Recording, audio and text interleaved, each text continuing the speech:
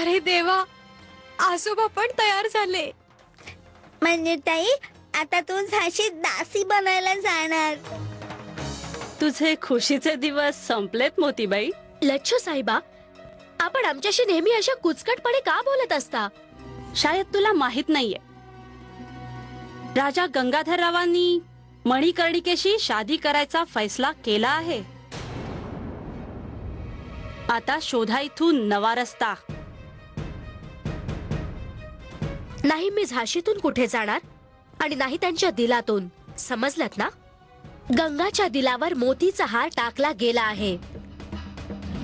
शादीचा फैसला करणं एक गोष्ट झाली आणि शादी होणं दुसरी गोष्ट आहे. श्रीमंत सरकार, पिठूरचे कमिशनर मेन्सन साहेबांच्या सोबत अवधचे रेसिडेंट कर्नल स्लीवन देखील इंदू देवींना शुभेच्छा द्यायला येत आहेत. भागीरथी, मनूच्या जन्मदिवशी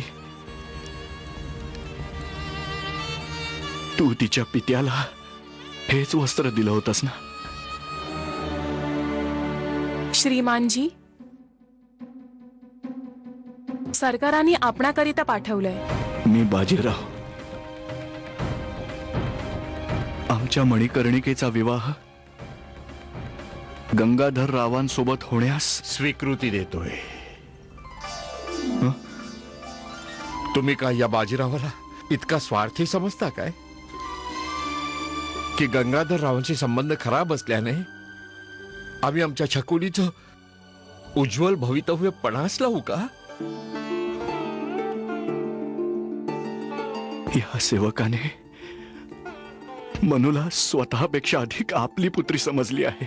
म्हणूनच मोरोपंत, यासाठी आम्ही आमचा कटुपणा विसरून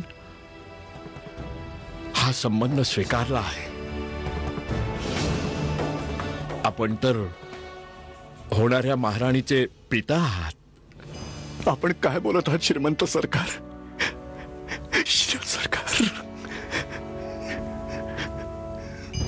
श्रीमंत सरकार, सेवक तर सदैव आपला सेवकच राहणार आहे.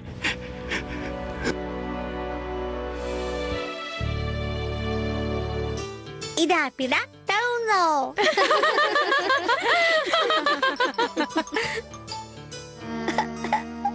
काय झालं प्राची? म्हणजे ताई, आता इंदुताईच्या नंतर आम्हाला सोडून तू पण निघून जाणार. नाही नाही प्राची,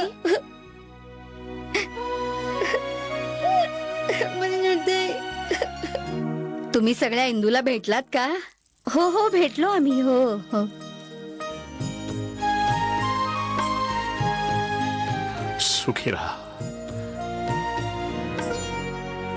आणि तू पण जिथे कुठे जाशील, आमचा आशीर्वाद सदैव तुझ्या सोबत असेल. आता आपण इंदूला आशीर्वाद द्यावा. मनूच्या पाठवणीसाठी अजून अवकाश आहे.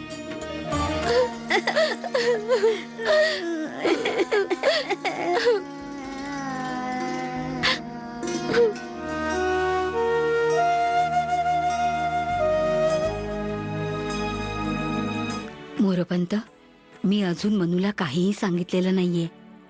हा शुभ समाचार आपण तिला सांगावा. वहिनी साहेब, असे शुभ समाचार तर कन्येला तिची आई देते. मनूची आई तर. ठीक आहे मोरोपंत, मी सांगेन तिला हा शुभ समाचार.